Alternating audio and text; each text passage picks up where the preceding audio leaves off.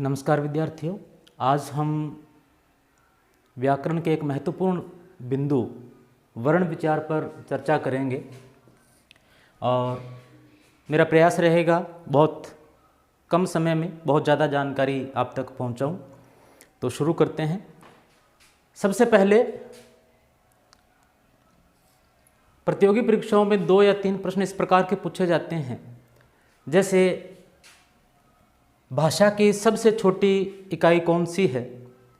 तो भाषा की सबसे छोटी इकाई जो है वो है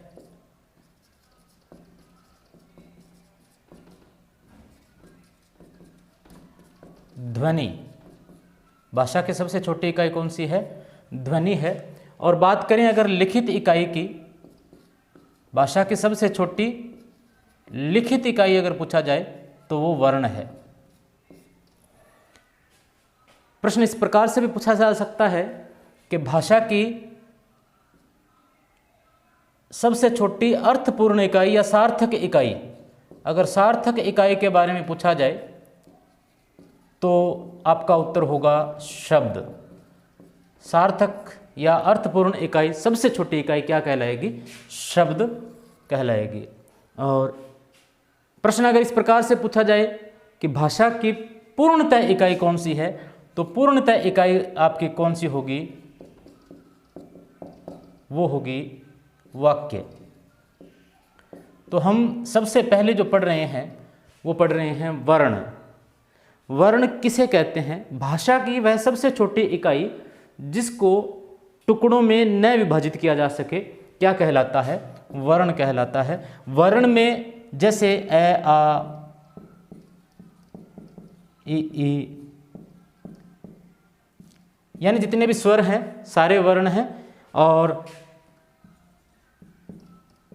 क, ख, ग, घ, इस प्रकार के जो वर्ण हैं जिनको आगे हम टुकड़ों में नहीं बांट सकते वो क्या कहलाएंगे?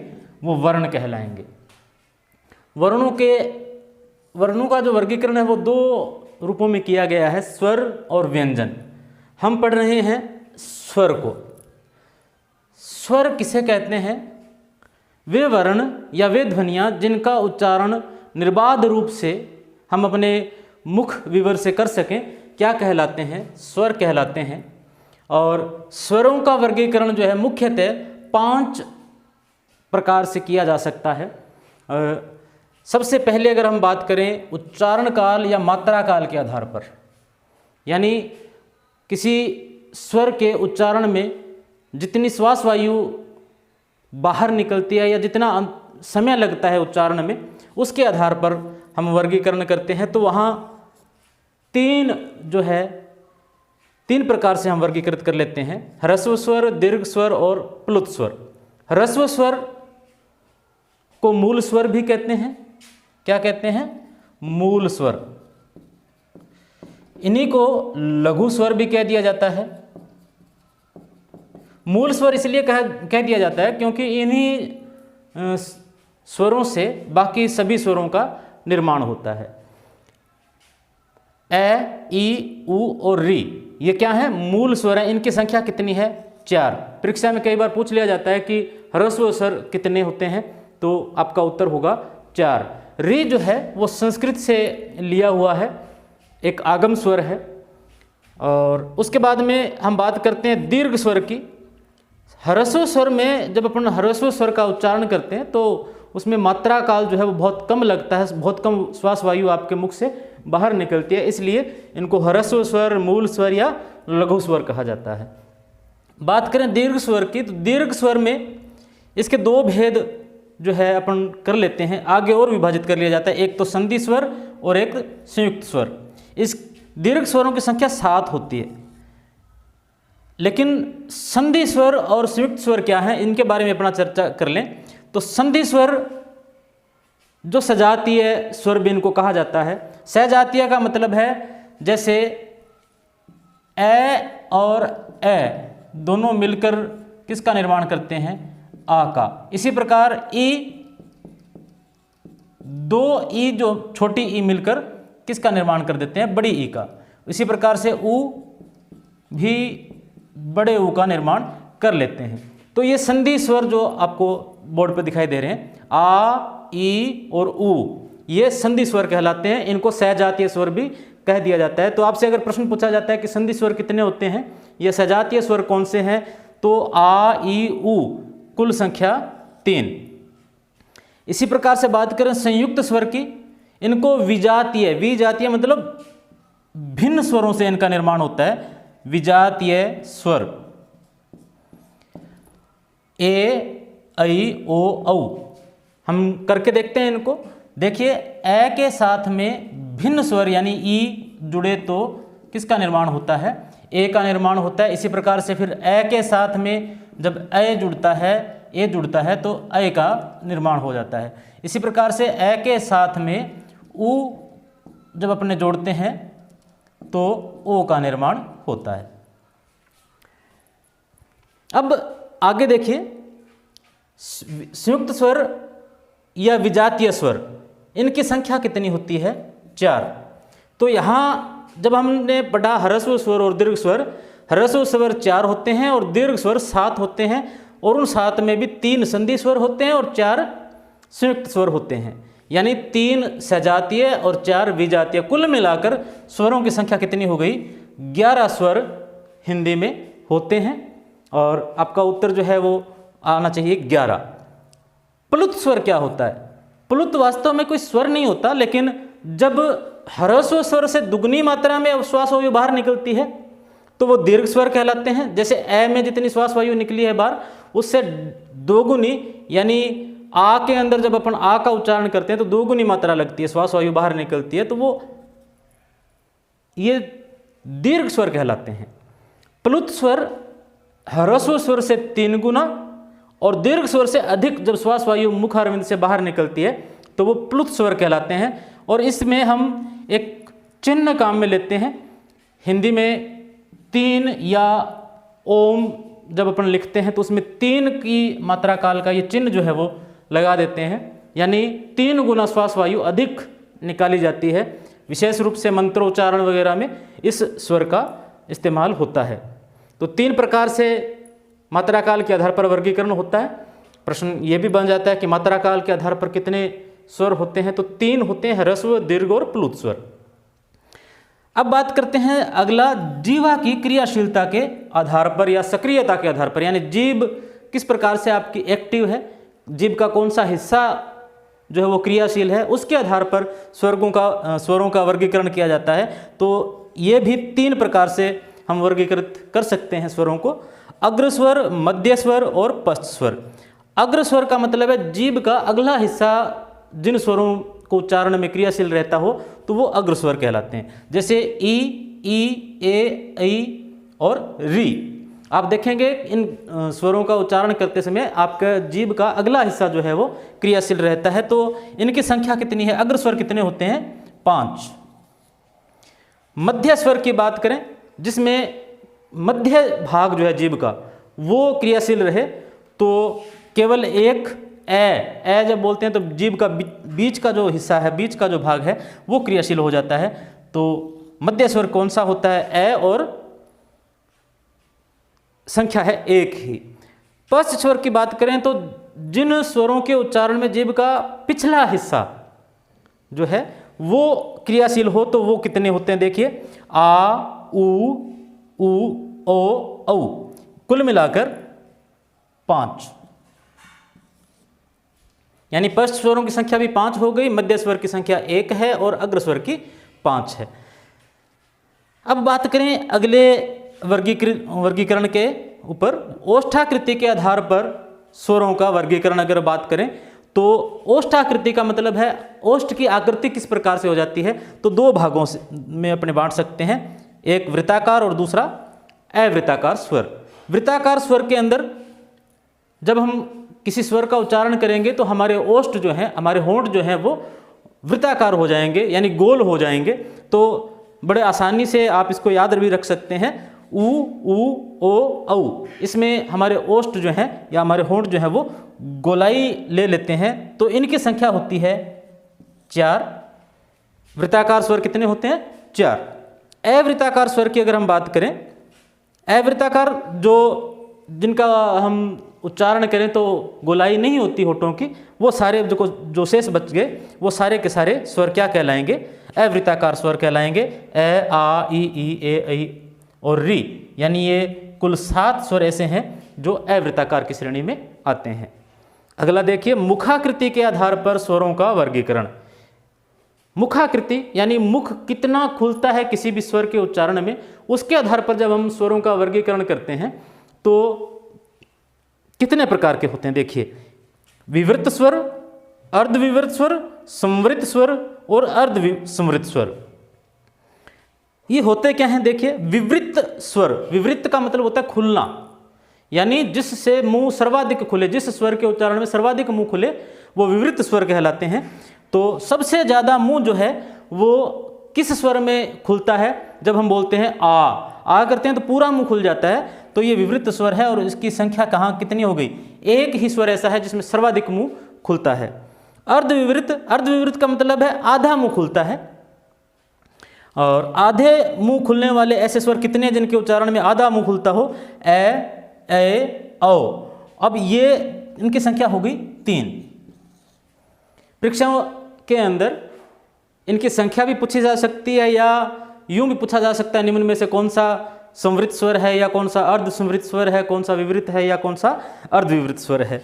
तो हमें इस बात का ध्यान रखना है। संवृत स्वर, संवृत का मतलब होता है बंद होना या बहुत कम खुलना, यानी यहाँ मुंह जो है जिन स्वरों के उच्चारण में हमारा मुंह बहुत कम खुलता है या प्राय लगभग बंद जैसा प्रतीत होता है, तो वो स्वर देखो कौन से होते हैं? ई, उ और री। तो इनमें मुंह बहुत कम खुलता है। ये कितने हो गए? 5। ये स्वरों की संख्या कितनी हो गई? 5।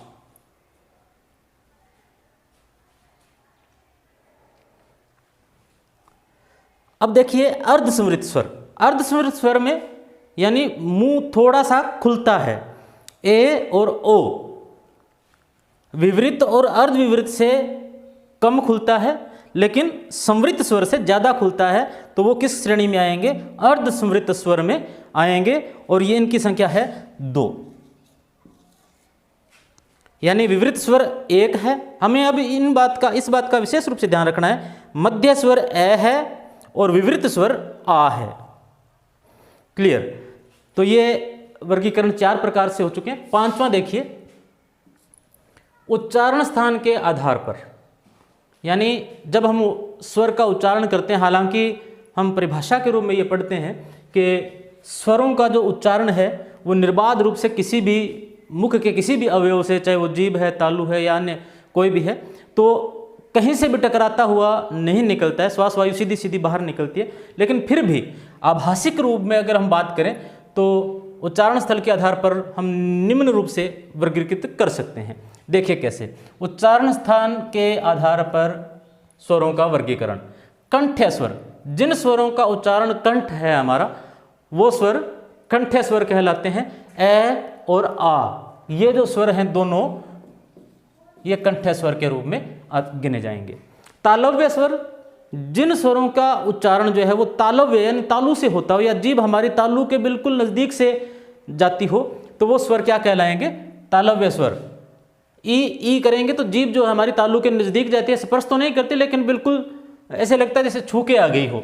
तालव्य भी 2 होते हैं, ई और ई। मूर्धन्य स्वर, मूर्धा से जब हम हमारी जीभ जो है री उच्चारण करते हैं तो वो मसूड़ों से और तालु के पीछे का हिस्सा जो है वो मूर्धा कहलाता है, वहाँ स्पर्श करती है जीभ, और वो मूर्धन्य स्वर कौन सा होता है? री। और इसकी संख्या हुई 1। ओष्ठ्य स्वर, जिन स्वरों के उच्चारण में ओष्ठ काम में लिए जाते हों, जैसे उ के अंदर जीभ जैसे है वैसे रहती है लेकिन होठ क्रियाशील हो जाते हैं, तो ओष्ठ्य स्वरों की संख्या 2 हो गई, उ और उ। अब कंठ तालव्य स्वर कौन से हैं जो बच गए? अब देखिए कितने हो गए? 2, 2, 4, 1, 5, 2, 7। 4 स्वर ऐसे रह गए जिनका हमने वर्गीकरण यहाँ नहीं किया। 4 स्वर कौन से रह गए? ए और ऐ, ओ और औ। देखिए हमने पहले बात की थी थोड़ी देर पहले ही, ए जो है वो ए और ई से मिलकर बनता है। ए क्या है? ए तो है कंठ है और ई तालव्य, इसलिए ए जो है वो क्या होगा? हमारा कंठ तालव्य होगा। ए जो है वो कंठ तालव्य होगा। और ऐ जो है, क्योंकि ऐ भी फिर ए और ए से मिलकर बनता है, आपने संधि में पढ़ा होगा, ए और ए जो है उससे मिलकर ऐ बनता है, तो इसका मतलब है ऐ भी कंठ तालव्य की श्रेणी में आएगा। कंठोष्ठ्य देखिए, कंठोष्ठ्य स्वर कौन से होंगे? कंठ स्वर कौन से हैं? ए, और ओष्ठ है उ। ए और उ मिलकर क्या बनता है? ओ, तो वो कंठोष्ठ्य में गिना जाएगा। औ का निर्माण जो है वो ए और ओ के निर्माण के साथ होता है, यानी ए और ओ मिले तो औ का निर्माण हो जाता है। ये दोनों भी किस में आ जाएंगे? कंठोष्ठ्य। एक विशेष बात और हमें स्वरों के संबंध में ध्यान में रखनी है कि सभी स्वर जो हैं अल्प प्राण होते हैं। बहुत बार परीक्षा में पूछा गया है, कोई एक स्वर दे दिया जाता है कि अल्प प्राण है, महाप्राण है, या किस प्रकार से है, तो पूछ लिया जाता है। सभी स्वर अल्प प्राण होते हैं और घोष होते हैं। कई बार घोष लिखा होता है, कई बार स घोष लिखा होता है, दोनों एक ही बात है। घोष या स घोष एक ही बात है, तो हमें इस बात का ध्यान रखना है। अब आप दो चीज़ें देखेंगे, अंग और अह। इनको हमने कहीं भी इसका वर्गीकरण नहीं किया, क्योंकि इनको कहा जाता है अयोगवाह। क्या कहा जाता है? अयोगवाह, यानी ये कहीं भी नहीं जुड़ते। इनके ऊपर ये जो अनुस्वार लगा हुआ है और ये जो विसर्ग लगी हुई है, ये अपने आप में स्वतंत्र चिन्ह हैं, परंतु ए के बिना ये प्रयोग में नहीं लिए जा सकते, या किसी भी स्वर के बिना इनका प्रयोग नहीं किया जा सकता, इसलिए इनको अयोगवाह में रखा जाता है। अयोगवाह दो हैं, ध्यान में रखने वाली बात है, अंग और अह। बात लगभग क्लियर हो चुकी होगी। अब मैं थोड़ा सा और बता दूं, दो और वर्गीकरण किए जाते हैं, निर्नुनासिक और अनुनासिक। अनुनासिक और निरनुनासिक।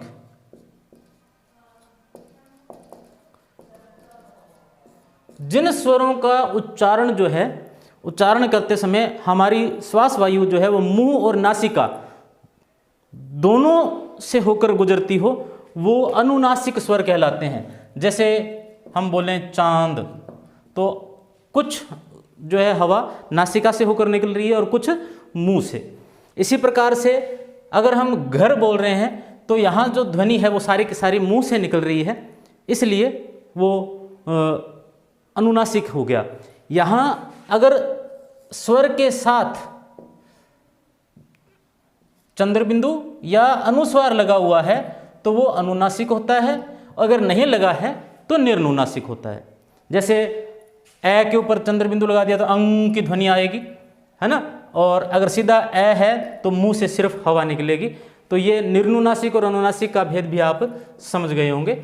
आज के लिए इतना ही, अगले वीडियो में एक नए टॉपिक के साथ फिर से हाजिर होते हैं। जिन्होंने अभी तक इस चैनल को सब्सक्राइब नहीं किया है वो इसको सब्सक्राइब कर लें, ताकि आपको और अधिक वीडियो देखने को मिल सकें। धन्यवाद।